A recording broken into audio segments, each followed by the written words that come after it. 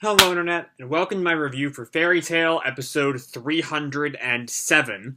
When we last left off, the push against the Alvarez forces at Fairy Tail's guild hall was going. Gildart beat God Serena real fast in a real disappointing fight. And then Natsu, Lucy, Juvia, and Gray ran on to Invel. Before that fight could go on too long, Natsu and Lucy were kidnapped by Brandish, leaving just Gray and Juvia now chained together and having to fight till one of them dies against Invel, who is controlling all this. So yeah, let's jump right on in to this honestly really disappointing episode. There was very little in this episode that really worked at all, and I'm not pleased in the slightest. For starters, it's really hard to sell the idea that the Gray versus Juvia fight is this big emotional fight, like it should be, when the animation is this non-existent. Like, not only does the show's decision to only show the aftermaths of moves makes it hard to tell what's going on at any given time, it also robs the audience of the emotions going through their brains as they're forced to kill someone they care about. We don't get to really feel what Gray and Juvia are feeling if all we see is what they've already done. You feel me? It just doesn't really, I don't think it really works.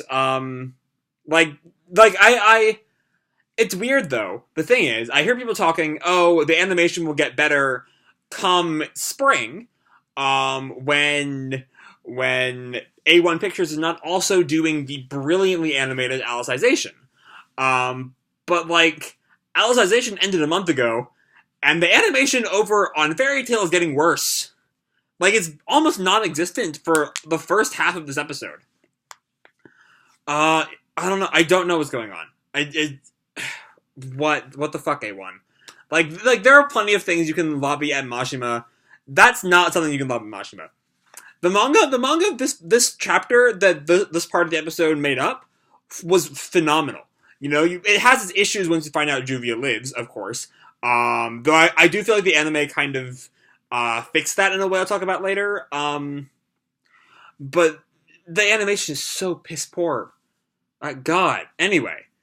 Also, Juvia's decision to kill herself needed a lot more time to really work. You know, especially in an episode that just refuses to do any real animation.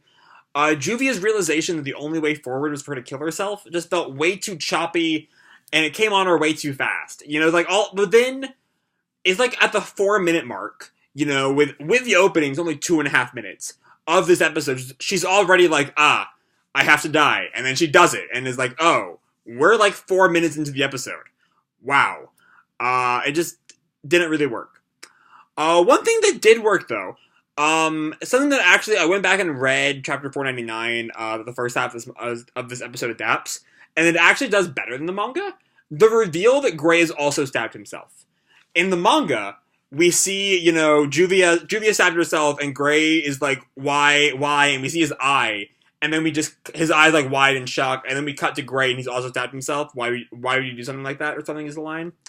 In the anime, we see the blood dropping first, as we get that kind of, oh shit, what just happened, and then we cut up, and we see him with the sword in his gut.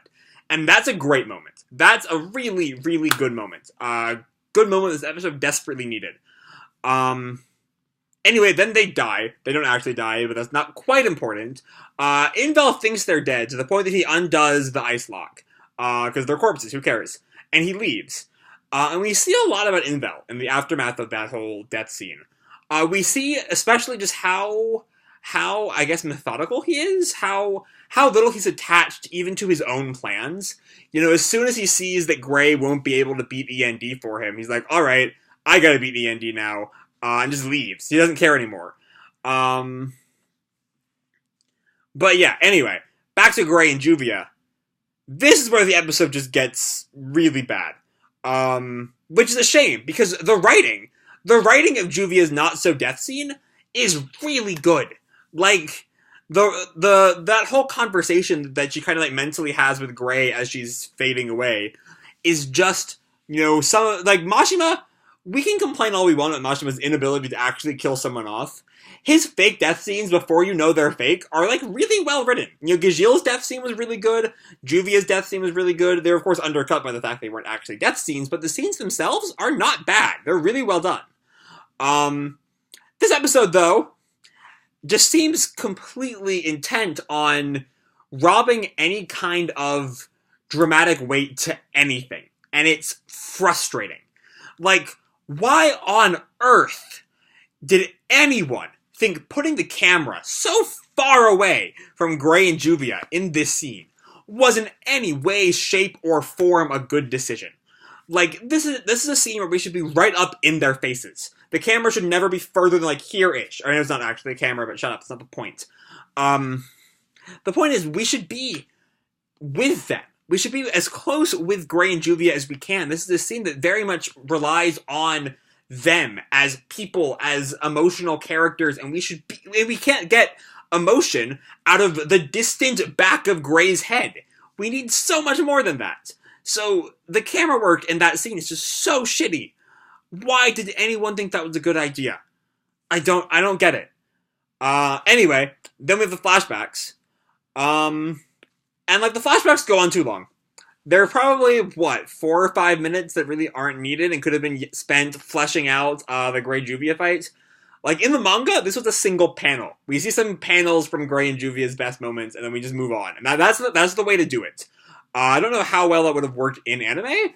I can't think of anyone that's ever actually done a set of flashbacks like that. Besides maybe Sasuke's fake death in the fight with Haku, I think did that way back in, like, 2002. Beyond that, I don't think anyone's ever actually just shown a bunch of still shots of flashbacks rather than just go into the flashbacks themselves. I think that might have worked better, though. Though I will say, they are a nice reminder of how far Gray and Juvia have come, and a nice reminder of a time Fairy Tail had an animation budget. When we see Gray save Juvia and I think Merity in the Gray Magic Games arc, we see them move, and not just shots of them in one place and then a shot of them somewhere else. Holy shit, who knew Fairy Tail could do that? Though I do kind of question the choice of which flashbacks to use if they're going to spend this long-ass time on their flashbacks. Why not start at the beginning? And not spend a good 2 or 3 minutes on 413 days? Like, why? You know, I also don't know why they chose to start with the end of the GMG. Maybe just because that was their earliest big scene in Season 2. But, like, we should have had their first meeting. The manga, I looked at it, has their first meeting. Has the scene of Gray, you know, freezing Juvia and accidentally grabbing her breast. That scene's in the manga. In this scene in the manga. You know, as uncomfortable as accidental breast grabs are, it still is a big part of their that meeting is the big part of their story, and they could have just used their first interaction instead of the grab. But you know, anyway, but yeah, then Juvia dies. We find out by episode's end that she's not dead, but it's not really the point. That continues to be even when Juvia's alive. It's still not the point that she's alive. The point is that Gray thinks she's dead. And that will continue to drive Gray's actions for the next several episodes. Anyway, so we cut to Gray approaching Invel. And, like, here's the thing. I'm a little upset that we're at the point that I'm genuinely impressed with Fairy Tail for having walking animation. Like, basic Gray walking to Invel in the distance. I'm also upset that we actually, that I'm impressed that we're seeing background characters' faces. That's another thing. When the blizzard fades and we actually just see the background characters' faces, we don't see their mouths moving, which is like, but like baby steps. Baby steps, season 3. Baby steps. Anyway, back to Invel, and Gray. So yeah, we're now at the point where Gray walking towards Invel and us seeing it, and seeing his legs move in the distance is like, good shit for Fairy Tail. Either way, the terror of Invel and the anger of Gray just like walking towards Invel with so much killing intent is a really cool scene. Yeah, anyway, back with Natsu, Lucy, and Brandish. As I've said repeatedly through these videos, Brandish's character has continually been the best of the 12. And that's on full display, as Brandish shows that she is fully allied with Alvarez. No question, she's not going to join up with Fairy Tail or try to stop the war or anything. Or she will try to stop the war, but only by... The war will end when Zareth wins. but she's not firm enough to not to. She's not firm enough in her Alvarez allegiances to kill Natsu and Lucy. She is now a friend of theirs to the point that like they should just run away or they will die. Now, unfortunately, Demaria is not one to believe in complexity, as we'll see more of coming soon. Yeah, but anyway, Brandon just tries to get them to leave, and then Natsu gives this classic fairy tale rousing speech. Oh, you doubt us, but it's the fact that we are always there for each other that's how we win.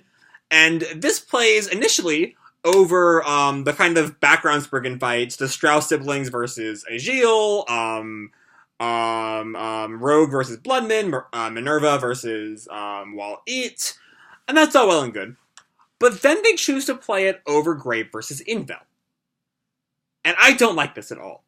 Because in putting it with Natsu's big grand speechifying, they take the Grey Invel fight, which is this really haunting thing. Grey is a wrecked man at this point, utterly destroyed emotionally at the sight of seeing Juvia die.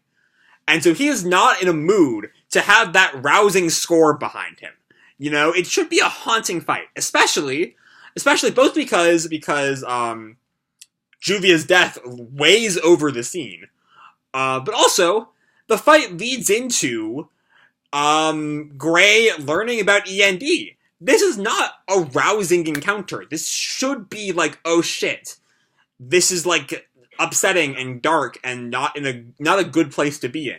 But it still plays it as this glorious moment, and I don't think it works at all. Anyway, back to the Natsu stuff, specifically Nineheart, is disappointing. Like, I'd care more if Nineheart hadn't already been defeated by Urza back in, like, a few episodes ago, but it's still disappointing, especially after his scene with Irene, I think last week or the week before, implied there was something bigger going on with Nineheart that, like, never gets mentioned again. We never find out why Nineheart is so loyal to Irene specifically. Why I don't know. It seemed like there was some kind of awakening Irene did to Nineheart, where like I think she said something like, "Remember your true self" or something, and we never get any follow up on that ever, and it's really weird. I kind of defended that in the manga because I assumed we would, but we didn't ever. So yeah. I mean, it goes to show the strength of Fairy Tail, but still, Anyway, now for this episode's most controversial moment, and an episode full of controversial moments, Juvia's survival. For once, I'm actually going to defend what this episode did in comparison to the manga. Whether or not Juvia should have survived is a whole other thing, but to me, the removal of the week, when Juvia died in chapter 499, and we found out she lived in chapter 500. And there was a full week between the two chapters coming out. Those didn't air together or come out together or anything. They were a full week apart.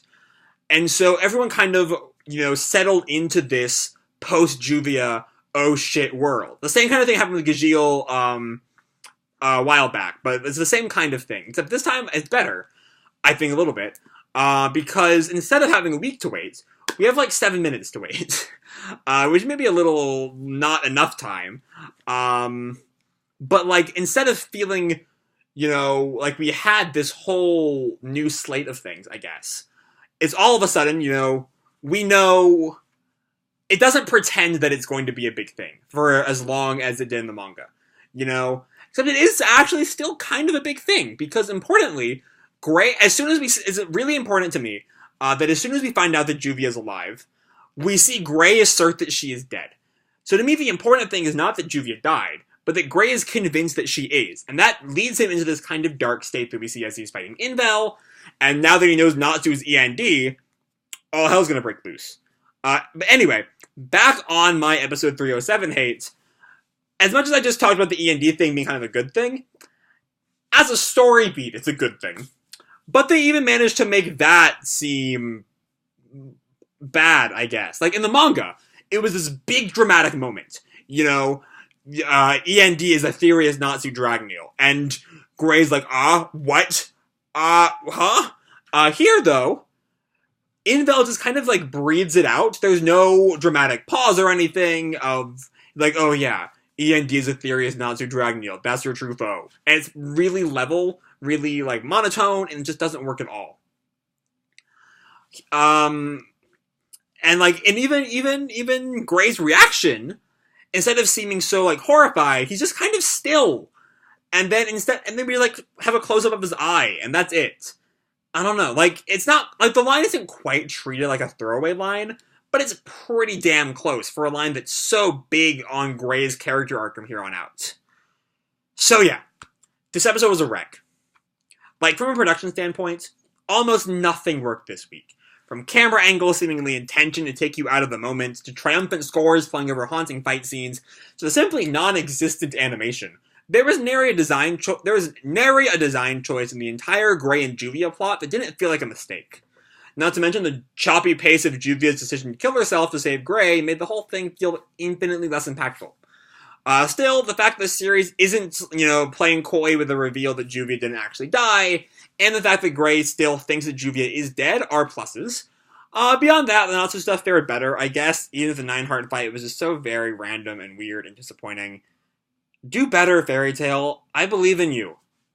Next time, Lucy is forced to take on Brandish as a whole bunch of other stuff happens. I can't say any more without diving into spoiler territory.